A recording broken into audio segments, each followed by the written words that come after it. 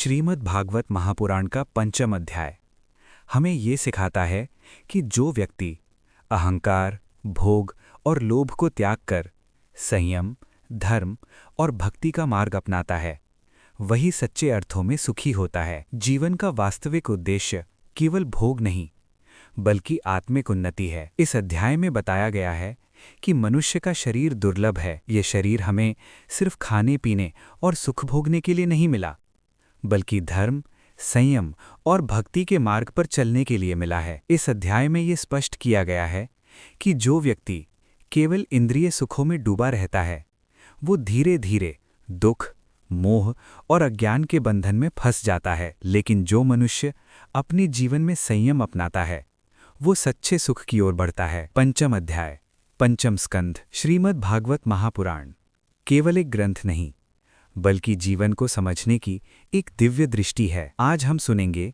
पंचम अध्याय की वो कथा जो त्याग, वैराग्य और आत्मज्ञान का अद्भुत संदेश देती है। राजा प्रियव्रत और उनका वंश। इस अध्याय में भगवान के भक्त राजा प्रियव्रत के वंश का वर्णन आता है। उनके पुत्र थे राजा नाभि धर्मपरायण, दयालु और प्रजावत्सल थे। उनके यहाँ भगवान विष्णु ने ऋषभदेव के रूप में अवतार लिया। भगवान ऋषभदेव राजा भी थे और योगी भी। उन्होंने संसार को कर्म और त्याग का संतुलन सिखाया। उन्होंने अपने 100 पुत्रों को जीवन का सत्य बताया। उनमें सबसे महान थे भरत, राजा भरत, जिनके नाम पर इस देश को भारत कहा गया। उन्होंने युवावस्था में ही राज्य छोड़ दिया और वन में जाकर भगवान की भक्ति में लीन हो गए। परंतु एक दिन उनका मन एक हिरण के बच्चे में अटक गया। वो प्रेम, वो आसक्ति उनके ध्यान को भंग करने लगी। आसक्ति का परिणाम, भरत ने भक्ति तो की, पर आसक्ति छोड़ न सके और मृत्यु के समय हिरण का स्मरण होने से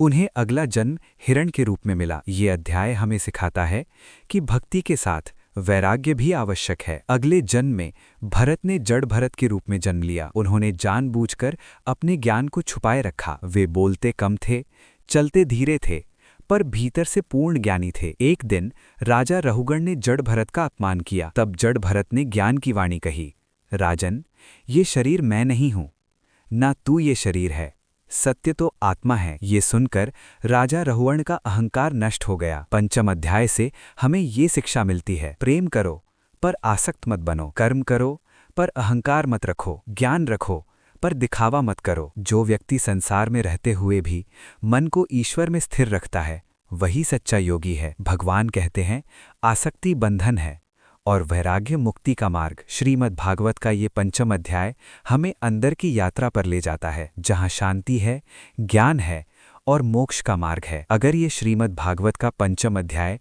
आपके मन को छू गया हो, तो ऐसे ही शांत और आध्यात्मिक कथाओं के लिए चैनल से जुड़े रहें। अगर इस अध्याय से आपने कुछ सीखा हो, लाइक और सब्सक्राइब करें। अगर ये संदेश आपके हृदय तक पहुंचा हो, तो इसे अपने जीवन में उतारने का प्रयास करें। जय हरि।